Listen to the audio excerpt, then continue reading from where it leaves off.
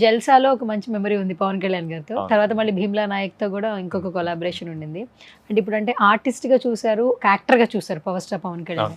But ఇప్పుడు పొలిటీషియన్గా కూడా చాలా మంది లైక్ చేస్తున్నారు. అండ్ ఇప్పుడు ఏపీ డిప్యూటీ సీఎం అయిపోయారు power star Pawan Kalyan garu. Transformation నిజంగా చాలా మందికి నచ్చింది ఆయనతో జర్నీ చేసిన ప్రతి ఒక్కరికి. సో పవన్ కళ్యాణ్ గారి గురించి చెప్పాలంటే ఏం చెప్తారు? నేను అంటే success is always a beautiful thing.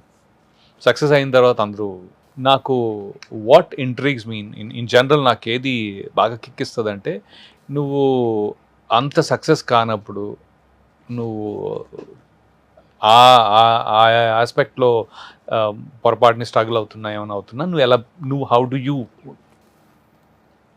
Try that అని.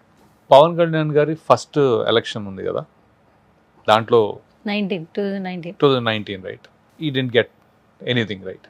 అలాంటిది ఆ తర్వాత తానాకో ఆటాకో ఏదో ఒకదానికి ఆయన వచ్చారు యుఎస్లో వచ్చి ఒక 45 minutes to 1 hour speech was there in తానాకేనా తానాకే తానాకే. సో ఆ 1 hour స్పీచ్ ఉండింది. నేనేమంటానంటే అప్పటికి ఓడిపోయి ఉండి, okay, it takes a lot of courage to come and keep at it. అంటే అది ఆ స్పీచ్ మళ్ళీ నేను ఇచ్చి కన్విన్స్ చేస్తాను అనే ఒక ధైర్యం ఒకటి ఉంటుంది కదా, అది ఉండదు జనరల్గా.